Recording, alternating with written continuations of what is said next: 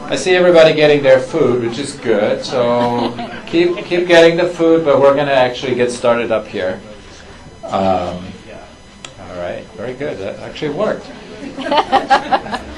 Good afternoon. I'm Jürgen Nutzer. I'm a professor at the department. I head up a new division called Integrated Care and Public Health. And I have the pleasure this afternoon welcoming to Seattle and to UW a good friend and longtime colleague, research partner, Dr. Patricia Arean. I'll tell you a little bit about her, but then I'll very quickly give her the microphone because I want... all right, so Pat is a tenured professor in the Department of Psychiatry at UCSF. She's a clinical psychologist. She directs an NIH-funded postdoctoral fellowship program in clinical services research, the psychiatry mentorship program for new and junior faculty at UCSF. She at NIMH on intervention and services research, and she currently is a member of NIMH Advisory Council that just started, right? This year. This year. And her research is on developing creative, smart behavioral interventions. She'll share that with us. Started with work on improving depression in older adults. That's where Pat and I got together many years ago. In working and collaborating on that area on a big project called the Impact Study. She's since gone on and published papers and had funding from pretty much every federal funder that I can spell. SAMHSA, NIMH, the National Library of Medicine, the NIA, the NIDDK, and some foundation funding. She heads up a really nice interdisciplinary research group where she works of social scientists, various stripes of clinicians, and has a really wonderful of bringing people together, connecting the dots, and doing some really smart, creative research. Okay.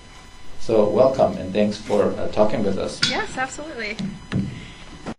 Get the microphone situated here. So I'm really pleased to be here. I know a number of people here already in the audience and have really enjoyed working with faculty here from University of Washington. So it's just a real joy for me to come up and share with you the work that I've been doing and actually kind of what I've been thinking about in terms of future directions for behavioral interventions research. And what I'm going to be doing today is I'm going to spend a little bit of time talking about what qualifies as a behavioral intervention, and then talk a little bit about how well these interventions actually work. But the bulk of my talk is going to be discussing current data that I've published on behavioral interventions, with an eye towards future directions and how we can make our interventions better and have greater reach. So let me start with what behavioral interventions are. And just so that you know, behavioral intervention is basically defined as any strategy that you would teach a patient to change behavior within the service of a health or mental health goal. So for instance, exercise is considered a behavioral intervention. My slides are freaking out, sorry. Pleasant activity, socialization is also a behavioral intervention. Education is considered a behavioral intervention. So changing people's ideas about their health, facilitating their understanding of how they can make changes towards their health is considered behavioral.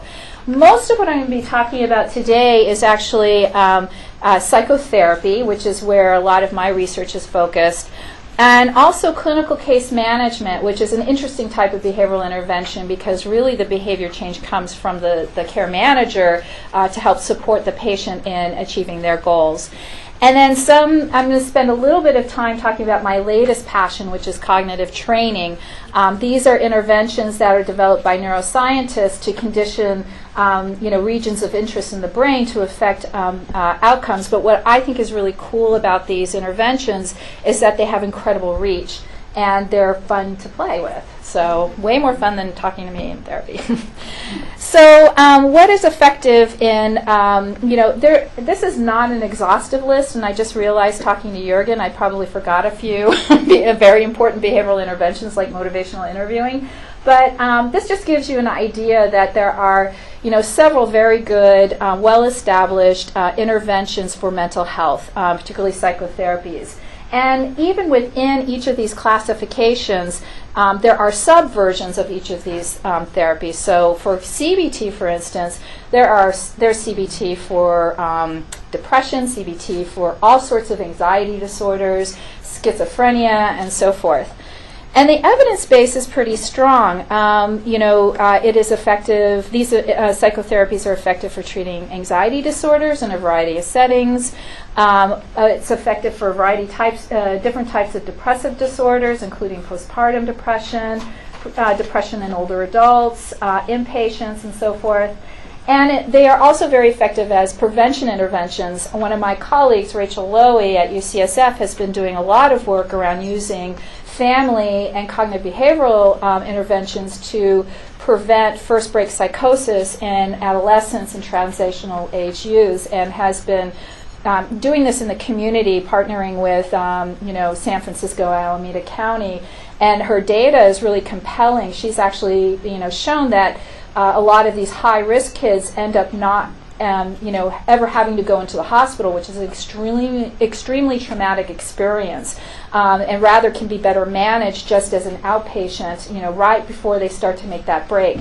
She's had a couple of cases that have ended up in the hospital, but their duration is very short, and the patient felt very safe and was anticipating it was a planned hospitalization. So, just to give you an idea of how effective implementation of these strategies can be for prevention purposes. We don't tend to see a lot of differences across age groups. In fact, the effect sizes for, say, older adults for psychotherapies and treating, depression and anxiety disorder is pretty good, and not that much different than what we see in younger adults.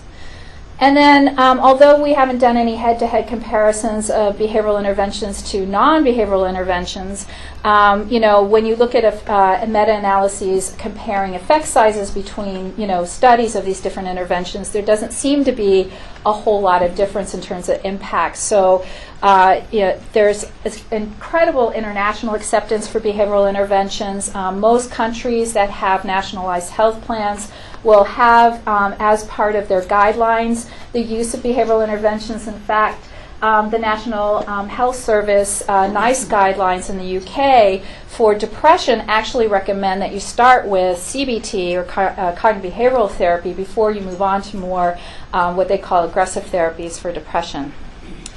So if behavioral interventions are so perfect and doing such a great job, why do we need to study them? And I actually put that up there because my last visit, my first visit as a member of council at NIMH, I was really impressed to hear how, what a great opinion everybody on council had of behavioral interventions, almost saying maybe we don't necessarily need to study them anymore. They're so much better than what we have with our drug treatments. And I'm like, no, they are not perfect.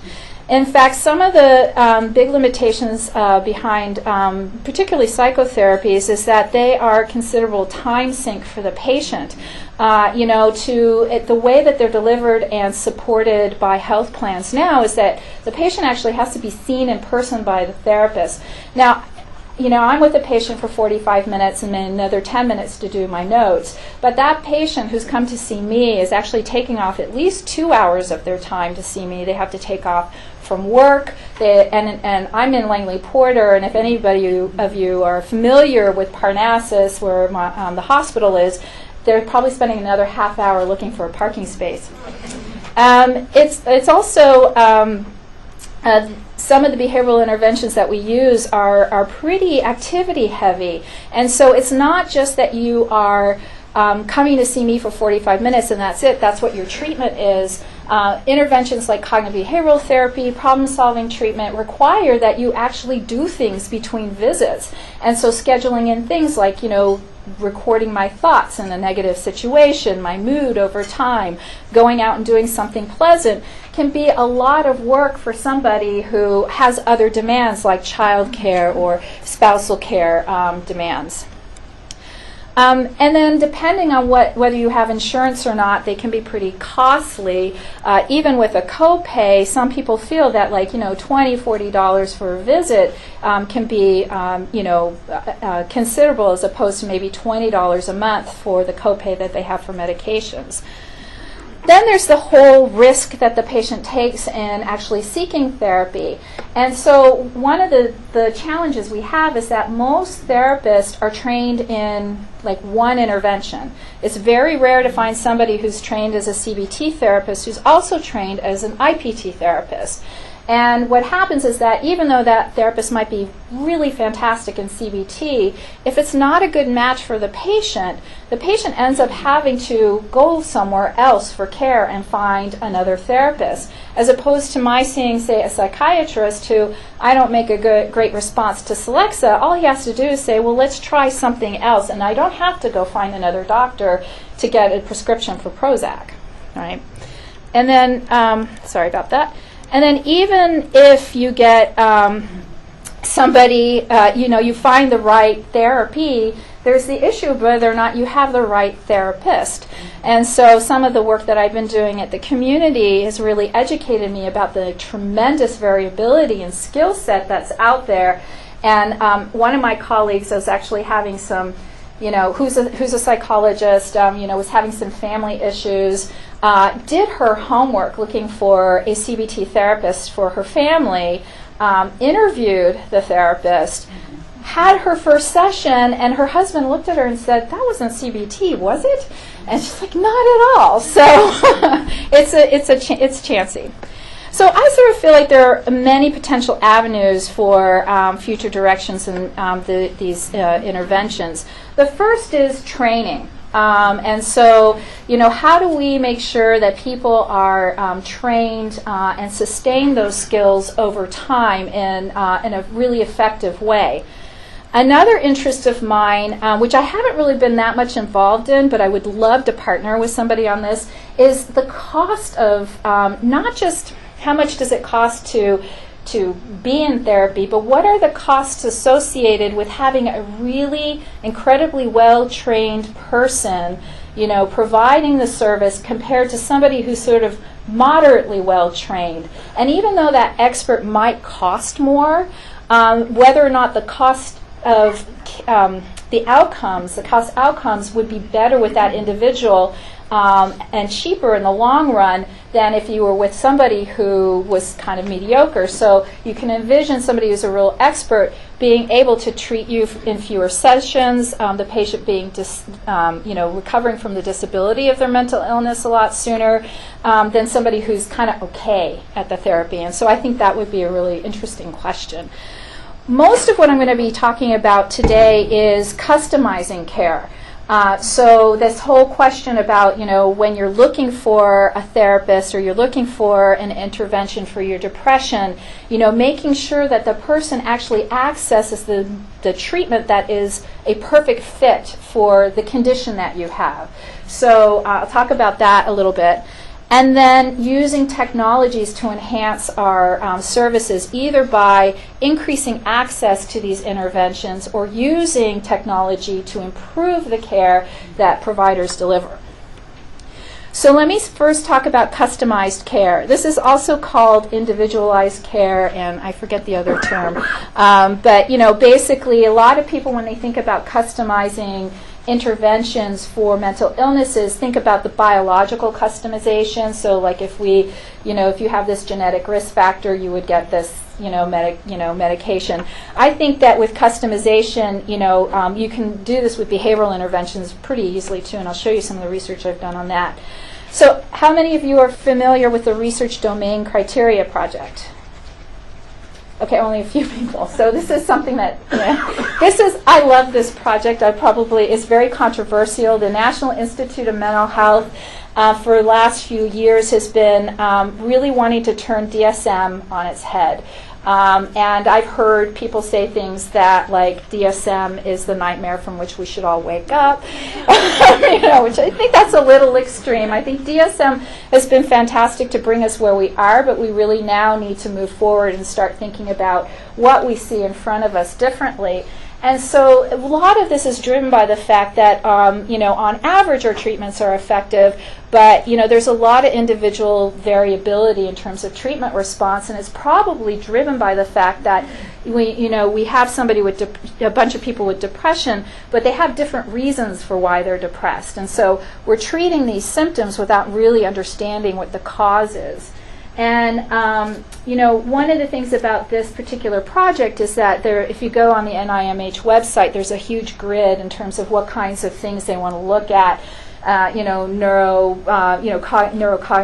neuroscience, genetics, that kind of thing. The piece I think is really missing is the external or environmental causes for mood disorders and, some mental illnesses.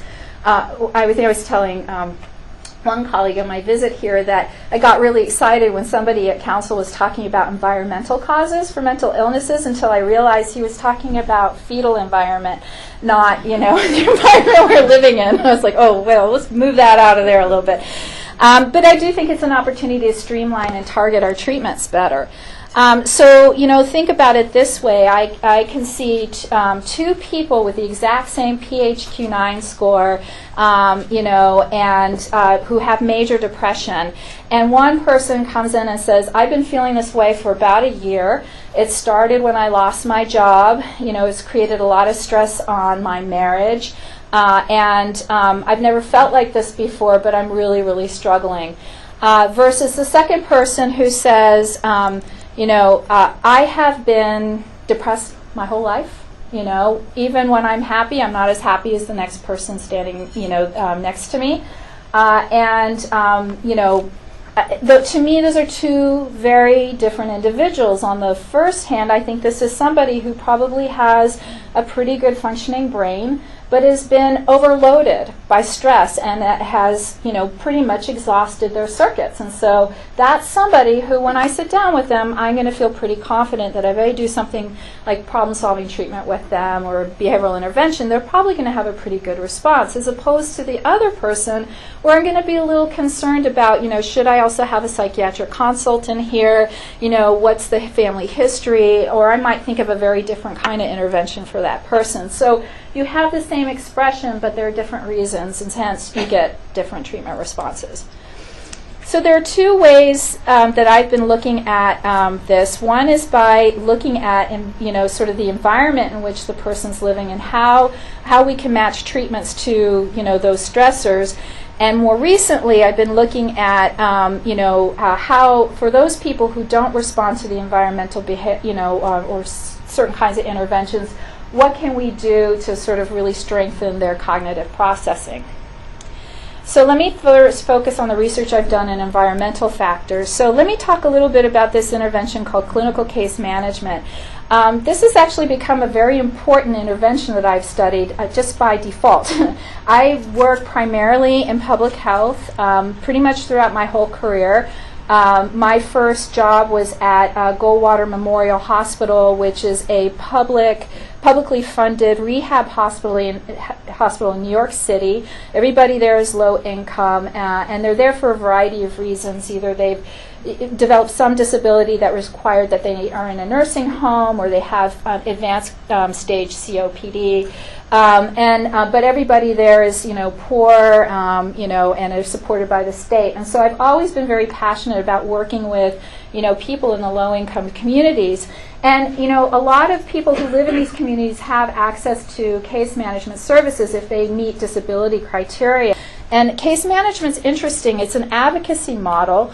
And in some cases it's a team approach to care, depending on which model of case management you're looking at.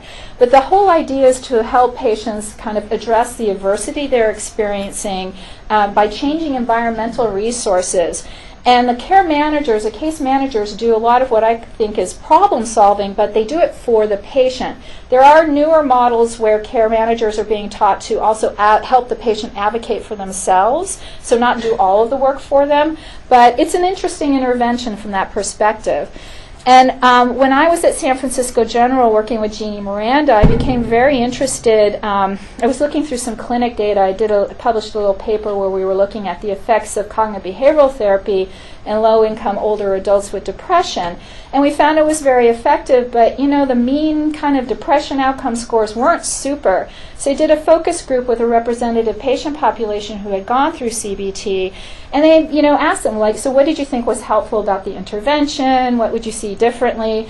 And they thought that the intervention was nice and they liked their therapist, but they also sort of felt like some of the things I was asked to do really doesn't get at what's going on with me. I really do live in a bad neighborhood. It really is not safe for me to walk outside. And so the whole idea of like changing your cognitions didn't really gel with them. So I did this study called Pep-up, and I forget what it stands for, but it's basically a comparison of clinical case management, cognitive behavioral therapy, and the combination of the two. It's a small study, but everybody was older than 65, living at a low income level, and they all had met criteria for major depression, so that's important.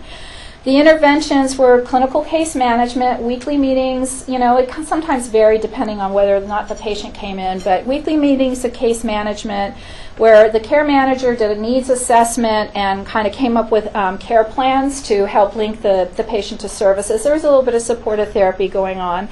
And then cognitive behavioral therapy was a group therapy where they met once a week, and it was we modified some things. So the behavioral activation also had like a safety strategy component to it. So how do you go out and exercise in a safe way? Some assertiveness training, how do you ask for your needs, and then affect regulation strategies that are pretty typical in CBT. The combined condition isn't really a combined condition. The people who were assigned to that group had the visit with a case manager and CBT. They were two separate visits. Okay. And these are the outcomes. And what's really fascinating is that the blue line is the CBT alone group. And these are Hamilton depression scores. And, they all start off about the same. And there's a little bit of improvement for CBT, but not a whole lot. The combined condition and the care management condition, almost identical. It was 6 months of treatment. So, during that whole course of treatment, the lines basically overlap. And you see a significant separation here with the combined condition, but it's significant from the CBT intervention, not from the care management intervention. And so I kind of walked away from this going, when I read this, I think, well, the care management is what's really kind of driving it, and maybe the CBT is pushing some of the outcome a little bit, but that was interesting and a surprise for me, and I love surprises. One of the criticisms, though, I do get is that the combined condition wasn't really a combined condition, and it couldn't be implemented. You couldn't expect an older person with depression to come in twice to see two different people for care. So I started to think about, well, what if we combined treatments, but they had to be synergistic. And one of the complaints we had about CBT is that it wasn't really synergistic with the needs that they had. But problem-solving therapy, which is an intervention that I learned in graduate school and was very interested in, does have a lot of synergy with case management. Case managers do follow a very similar process, but the difference is that it's not necessarily taught to the patient explicitly. So what we recently, and we just finished recruiting our last participant in this study, CARE-D, which I also don't remember. I'll remember the others, though, what that stands for. But we were interested in studying the effectiveness of problem-solving treatment combined with care management and case management. And so we have almost 200 older adults with major depression again who are living in poverty, and they also qualify for home-based care programs. That's sort of how we kind of got the income and the definition in. And so the case management was the same as in the first study. And problem solving was actually truly a combination of the two strategies. And so what the care manager would do is come up with a problem list with the patient and then divide that list into the problems that she was going to solve and the problems the patient was going to solve. And then she'd take one of those case management problems and say, I'm going to show you how to solve problems using this problem. housing. And she would say, tell me what your goal is. What do you want to improve about your housing situation? These are the questions I'm asking you about that. What goal do you have? Here are some ideas I have about reaching those goals. Let's evaluate them together. Which of these do you like? Which is the one you want me to start on first? Okay, that's my action plan. And then she would say, now here's your problem of, feeling a little bit more socially connected. Let's define that better. And then walk the patient through that process. So it really was a combined approach to integrating these strategies. This was the pilot data that we had for our grant proposal. And so we had 60 people who we piloted. And you can see the PST condition after 12 weeks was actually significantly improved over case management. However, we have taken peeks at the data because we have finished recruiting. And, this is not refined outcomes. And I don't actually have real plots for that. But remember my Pep-up study? We're actually starting to find that it looks pretty much like that, even with the PST added. So again, here we went to all these, steps to really integrate the two interventions, and we're finding that in this, urban distressed, population that meet criteria for major depression, that case management is a really powerful intervention for them.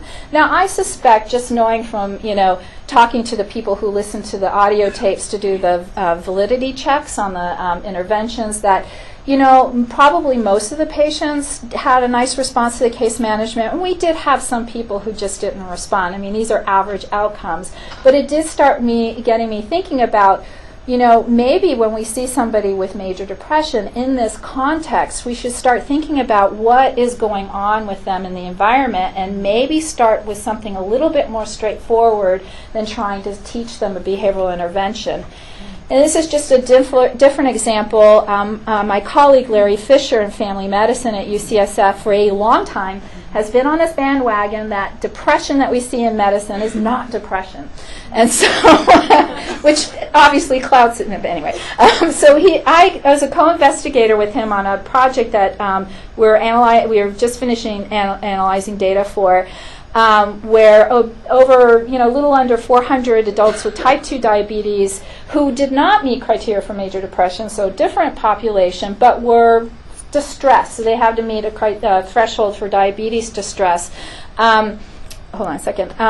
And they were randomized to either getting a 40-minute informational video about how to do self-management, to a computer-assisted self-management program that was developed by Russ Glasgow for Kaiser, and then the computer-assisted self-management plus problem-solving treatment.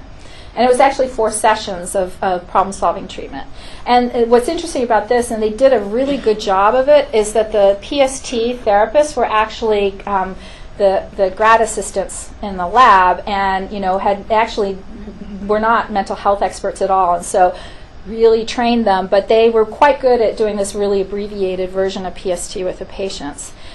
And what we found in looking at the, so we were just finishing up writing the paper, is that for people who were sort of above a threshold on the PHQ-8, and that was an I or B decision to take the suicide question out of the PHQ-9. Apparently there's a lot of data out there saying that this is a pretty valid instrument too, but and so with the, if they had 10 or greater, and it was, the range is like 10 to 15, patients did tend to do better with a more aggressive intervention. However, it wasn't so much that adding problem solving didn't add any value. It was really more that the guided self-management program was more effective than the information-only program. And then anybody who was in the kind of non-depressed range, but everybody's distressed, we didn't find any differences between the 3 interventions. Yeah. So what does this all mean? So I think that when you see somebody who has depression and they're distressed at the same time, these 2 things do co-occur, but they're not necessarily the same thing. And I'm a big advocate now, based on this data, of really sitting down and thinking about, what's going on for the patient, what can I try first that's relatively straightforward that the patient can do or I can do for the patient, and let's see how they respond. If they respond, fantastic, let's just keep going with that. But if they don't, we can start thinking about something more aggressive or more targeted towards the depression, because it might be those two things. So now let me turn to Neuroscience Focus. Okay, so basically the whole idea here is to customize therapies based on neuroscience principles. And so our neuroscience of depression is still pretty nascent. We don't know a whole lot, but there are hypotheses out there. And I'm going to talk about 3 studies. One of them where we actually, has been published. The other 2 are just getting started. And so let me talk about this study, COPE-D, which I do remember is the Collaborative Outcome Psychotherapy Study for Executive Dysfunction. And this is a collaboration I did with George Alexopoulos at Cornell University. We recruited 220 older adults with major depression and executive dysfunction. And the way that we came together on this project is that, George has been studying treatment response or antidepressant response in older adults and for a long time trying to figure out, who doesn't respond.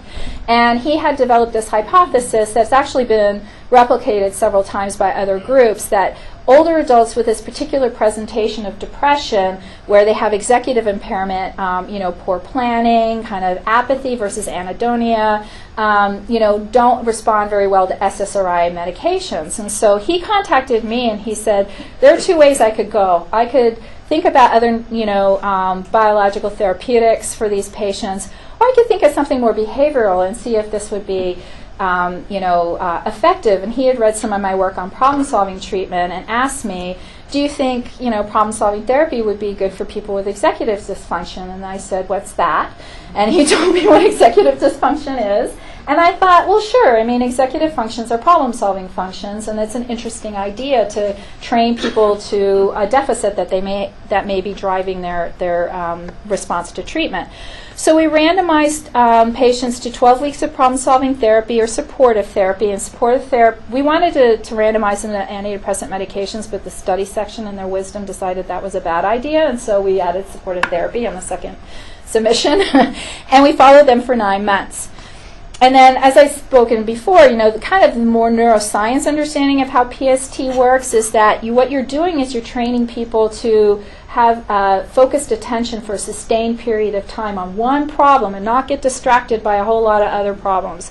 To kind of not be perseverative about the behaviors you engage in to solve that problem, but to think of other avenues for reaching your goal. And then coming up with a strategy to actually implement and motivate the patient to work towards that goal using that strategy. And so these are the outcomes that were published in American Journal of Psychiatry on depression. There's also data on disability as well. And I'll explain why I don't have the 9-month data, but in a minute. But as you can see, it's interesting. So this is during the course of treatment. Patients who got PST and supportive therapy up until 6 weeks are pretty identical in terms of their response to treatment. However, you see this really nice effect for PST at the end of treatment, and we think what is happening here is that one of the other features of PST is that we ask patients to practice it, during the week. So, not just work on the problem we solved together, but go solve some other problems.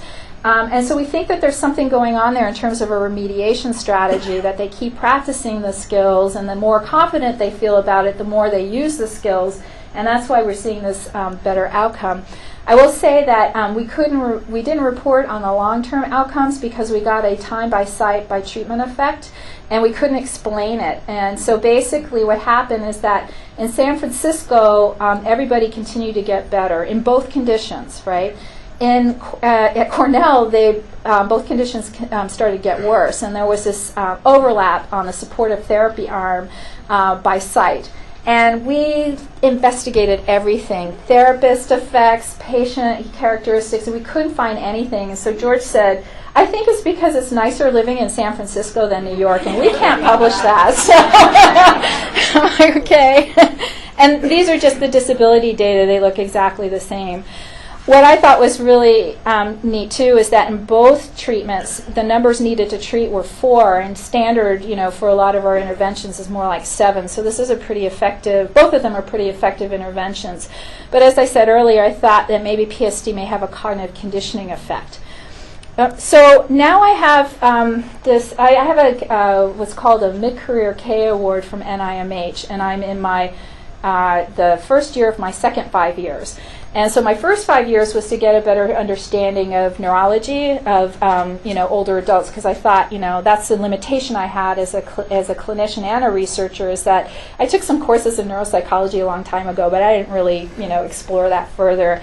And given some of the things I was learning about executive dysfunction, I thought it might be worthwhile to understand that better.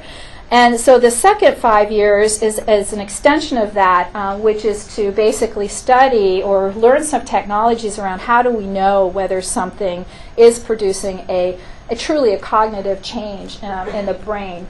And so I had approached a neurologist in our at UCSF, Arean and Gazzaley, about so is it silly for me to do fMRI research? And he said, no, I'll help you, with that.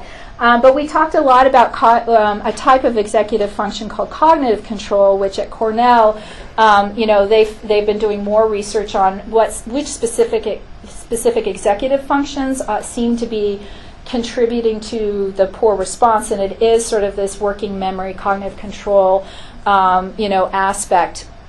And so I explained to Adam about how I thought PST was working, and he said, oh, well, I have this really cool cognitive training program that I've been doing for older adults with, age-related memory impairments, and it also targets the cognitive, conflict networks. And so, and I was like, and he showed it to me because he's very proud of it. And I said, hey, can I use it in this study? And he said, sure. So this is our study. We are in the process of recruiting 60 older adults with depression who either have cognitive control deficits or don't, because it's important. A lot of the thinking in terms of cognitive training is that the reason why we haven't gotten very powerful effects for cognitive training is that they just kind of give it to everybody with a disorder without really knowing whether or not they have the deficit that the task is training to. So that's kind of an important thing now with cognitive training studies. They're going to be randomized to PST or EVO, which is the name of the game, and I'll show you a little slide of that in a second. They'll train for a month, and so we've had some data where PST can be pretty effective after 4 training sessions. And then we're going to do a crossover where the people who got the training game will get PST, and the people who got PST will get the training game, so we can see whether or not there's some kind of additive effect. And then we're going to do, the standard kind of assessments, but also fMRI, emotional and cognitive control. And this is the part I'm like, just piloting. I'm like, let's see if we can get them in the scanner 3 times. I doubt it, but if I get the baseline in the 8 weeks, the 4 weeks, I'll be happy. So I kind of explained how evolution works. So the next study that we actually just submitted is kind of a combination of these 2 principles of trying to get at what is the sort of the most efficient way to treat somebody's depression, but trying to evaluate like why somebody doesn't respond to the kind of the least aggressive intervention, and kind of apply some neuroscience principles to that.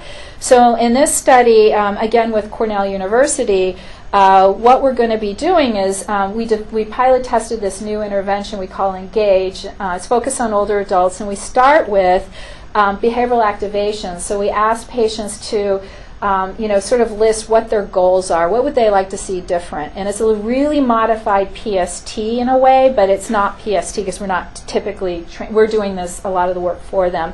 And then we say, okay, go out and do that. And then they come back and we evaluate how that went. And if it went well and the patient's like, I feel better, you keep doing that. And so those people don't get anything else but that, right, for 9 weeks. And you keep evaluating how they're doing. So at some point in the treatment, if you run into a roadblock, you can add another component.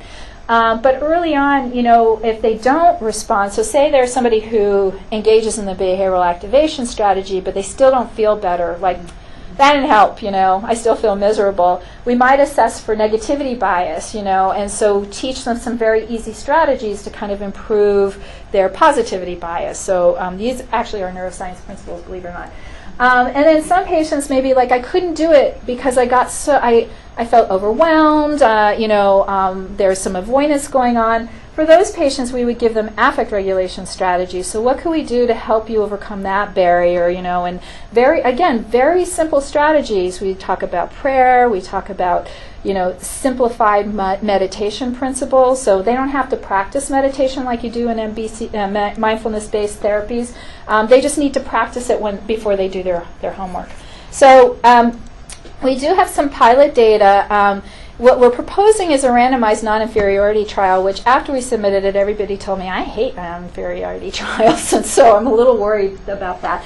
But the idea is that if we have this really efficient intervention, and it's as good as an existing intervention that's a little harder to train community providers in, then that's important finding. We don't necessarily have to prove that this intervention is better than what's out there, just that it's as good. And we're going to be monitoring people for 2, 6, and 12-month outcomes, but we're also looking at things like how long it takes to train the therapists in the interventions. So we're going to be recruiting therapists from the community, training half of them in PST, the other half in Engage. We're also, because it's still an efficacy trial, we're going to be giving them corrections and listening to audio tapes, but we're keeping track of that. Like, do we see a difference in the number of corrections we have to give therapists in one condition versus another? So that gives us a lot of information about the portability of this intervention should we find that it's as good as PST. So let me just move to access to treatment, so using technologies. I've done a lot of work in, implementing and integrating behavioral interventions in primary care medicine and home health care. But as one of my colleagues, Greg Ahrens, will tell you, it's not about just training the therapist. There's a whole host of things that have to happen in the therapist environment, including incentives for keeping, the skill sets up, continued access to experts. And then HR models is a big thing he's studying right now. So human resources, how do you get them to plan in, incentives and strategies to keep people going? And I think that's very important, but I also think it's easier to put the therapy in the patient's hands. And so there are 2 projects that should be funded once Congress decides to stop fighting with each other. And one is from a colleague of mine in School of Nursing who has a really strong connection with Sonora County Senior Services. And so we're going to be recruiting 200 older rural adults with depression and using peer counselors, kind of training them in basic principles of PST. The patients basically meet with a licensed social worker who knows PST and explains it to the patient and gives them gives them the PST forms, explains to them how that works. And then the peer counselor is the one that goes out and checks in and does the coaching. Yes, I know you're into that. The other study, this was in response to an RFA from NIMH about harnessing technologies to improve, mental health outcomes. And this is a cool project because it's completely mobile. The RA is there to put the data together and kind of track, people's use of the app. And he might call a patient here and there. That's kind of planned in the strategy, but that's the last case resort. So recruitment, treatment, and assessment is all completely on mobile devices. We are recruiting people who have smartphones or tablets. I was a little concerned at first when we had that criteria because I was worried that we'd get this sort of like upper middle class population. But when I did a literature review of who uses smartphones and tablets, what I found is that actually a large proportion of people who are low income and have some discretionary funds are more likely to have a smartphone than they are a computer, because a smartphone does all the things that they need, including texting and phone calling and internet searches and all of that. Computer sits on the desk and is not useful to them. So they must have a smartphone or tablet. Android or Apple is okay. We'll eventually move to Microsoft, but that market hasn't been greatly penetrated yet. And we're going to be randomizing people to a mobile version of problem-solving treatment, evolution, the cognitive training game, another cognitive training program called MetaTrain, and it's just a meditation app. Partly because, and I wish I could show you evolution, it's a game. It's basically this little alien on a ice floe who's navigating through these obstacles, and he has to tap on certain colored fish. So those of you who are neuropsychologists will know that's the go, no, go task. And while they're driving, and it's great for like probably for kids who are, or younger adults. But I'm a little worried that it might not be all that attractive to people with depression, and so we added the MetaTrain, component, intervention, because it targets the exact same training. This is what Adam's lab does, but it's in a different way through meditation practices. And then Bloom is just a push app. It's a free app that you can get that you can set these little reminders to like go out and take a walk or have a glass of water, and it's our control app. And our main outcomes are who downloads these apps, how long do they play with the apps, and what kind of effect do we have, just regardless of whether they play it the way that they're supposed to. And our apps are these. This is evolution. So you can see that's a little alien on his ice floe, and he has to avoid the whale and the iceberg, and tapping on the green fish when it comes up, not the blue or the red one. This app here is the meditation app because it's all audio. Okay, Bloom, and then the P is Teach app. This app right here on the bottom is. This is Brain Baseline, and that's our assessment tool. And it's basically an iPad, program where you can do both cognitive testing, and they're putting on the PHQ-9, our survey questions, all, so everybody can access, their assessments all from one place. Now here's just some more. I'll kind of go through this quickly because I know we're kind of running out of time. But hold on a second. One of the other things I'm interested in is that we have this group of people who are experts in problem-solving treatment around the United States, and these TACs kind of represent like the groups that we have. And they've been really helpful in training clinicians in the community in problem-solving treatment. But one of the things that I've been thinking is that, well, why don't we wouldn't it be interesting if they were the ones providing treatment by phone? And there's a lot of data showing that telephone-based therapies can be as effective as face-to-face, except you get better attendance. And then kind of comparing them to like locally trained clinicians. And so, it's that other second thing I was interested in, like what's the relative cost of having somebody who's an expert, and you can kind of listen to their phone calls. They can say this call is being monitored for quality assurance purposes, versus somebody that you train and you really hope they do what they're supposed to do.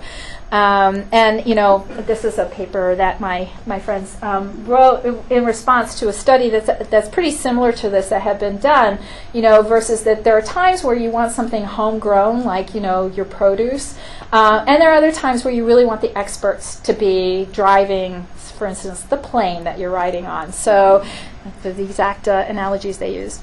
Other ideas are how to use these kind of cool, portable devices to provide feedback to clinicians. So these two guys here are wearing portable EEGs, and again, my colleague Adam is studying whether or not they're lab ready. So are they as accurate? It's still pretty dorky. I don't think I'd wear a hat like that with an antenna sticking out of it in like a mode here. But this device over here is called a Fitbit. They're very popular. They not only track your activity level, but they also track your sleep quality. And there's another device like this called Strive that if you're sitting around too long, it actually buzzes you to get up. And so kind of having this feedback, on real time can really help like therapists and even kind of training games adjust the level of treatment that you're getting. This is a company called Teatros that a colleague of mine, Kim Norman, in psychiatry, his wife actually runs this company. It's basically a collaborative care website, and this is an example of a care pod where therapists can actually have like the clinical record there, and they are talking about the capacity of taking like data like this, like from Fitbits or our phone apps and feeding it into the clinical records so that when the therapist sits down before their visit with their patient, they can get a really good sense of what their week really was like. You know, did they get out and do things? Did they meet their goals? What was their mood like over time? And so I think that's an exciting area too. And so just in summary, this is sort of the way I see, you know, psychotherapy, behavioral interventions going, is from a stepped care perspective, that we might first just start with the low-hanging fruit. What can we help the person with in real time, whether it's through self-guided treatment or care management? And if they don't respond, let's move to the next level, which is telemedicine, getting access to an expert coach to help them through. And then if they still don't respond, then we can really bring out the heavy guns and help patients. And so I think this kind of, how would this work in the health field, would be a really exciting direction for our research. So thank you very much. Okay, and I think there's something I'm supposed to do here. No. Explorer. Okay, great. Well, that's good. See, I failed that test. I know, I talked right up to the end, so I'm sorry about that. Yes? That was wonderful. Learned a lot. It was very stimulating. Would you say a little something about the IRB's requirement that you drop the suicide question? Or the yeah, so the question is about dropping the suicide question on the PHQ-9. They didn't ask us to drop the question. The issue was that, you know, we weren't. So this wasn't my decision, right? The issue was that the IRB was concerned that if we were asking about suicide, that we have a protocol in place in case somebody was suicidal. And the investigative team's decision was that these are not clinically depressed people, and we don't have the resources in our grant to have that in place, so we'll just take the question out. And they were fine with that, which surprised me. Yeah. Were there predictors of response to problem-solving therapy versus care management? So were there predictors? Clinical predictors right. of response to one or the other, or non-response, I should say. Right, right. So the question is there any, did we find any predictors of non-response to PST versus care management? And we haven't, you know, in the Pep-up study, we didn't really find anything.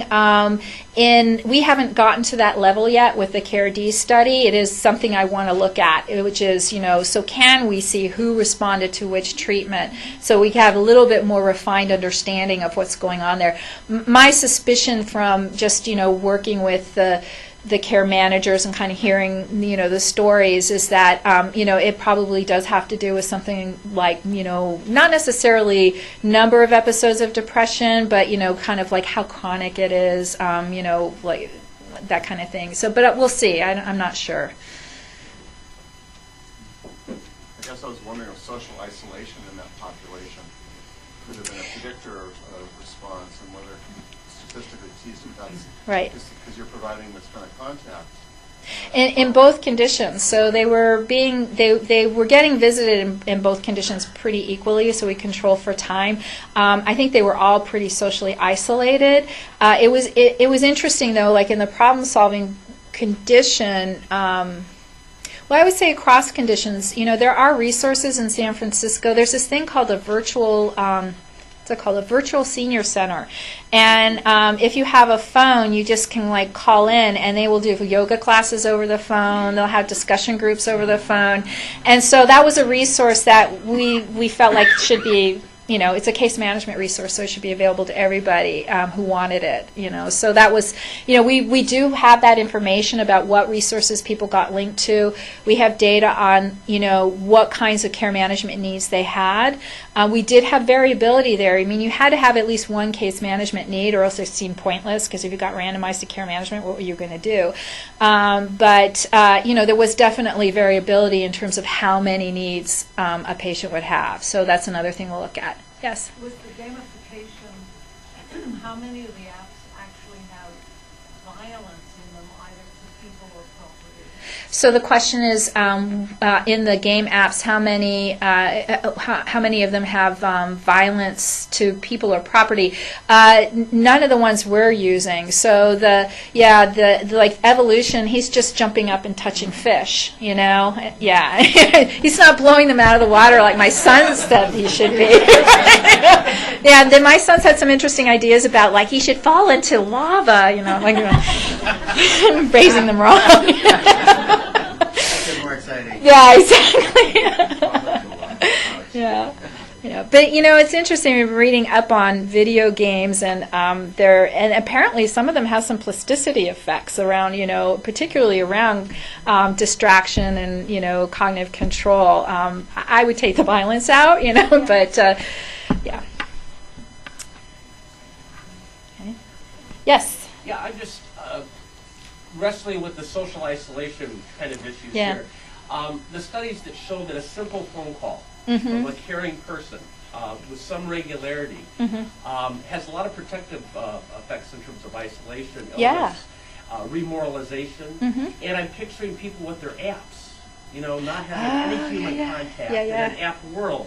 Right. And I just, for some reason, I'm having trouble reconciling these models. Great. Yeah, and so I can repeat for people who are off-site, the challenge that was presented was basically that, you know, social isolation is, you know, kind of an important feature of some of the illnesses that we see, and that simple phone call, you know, on a regular basis can really kind of help people with that, you know, connectedness, and that the risk you have with these games and apps is that you get people way too absorbed in what they're doing, and so they're not getting that social connection. And that actually was a comment that came up on our review of our mobile app study, and, you know, more of a comment, you know, like, you should be aware of this, but the interest in how much, you know, engagement in these tools affects socialization, and so that's something we'll keep an eye on. I mean, the other thing that we had written into the grant is that we were very interested in knowing what other games people played, what other apps they were using, so we have questions about, like, what other things do you have on your phone that you're using regularly, not did you download once and didn't use again, because the list could be like that. But yeah, I mean, I'm very interested in that, because there have been issues, I think, in some countries like Japan, there's been some issues about gaming, and like these young men getting very, very invested in the game, and, you know, ending up becoming suicidal and that kind of thing, or in this weird fantasy world. So yeah, it's a concern, and I think we have some room to grow. Okay. Great. Thank you. Very much.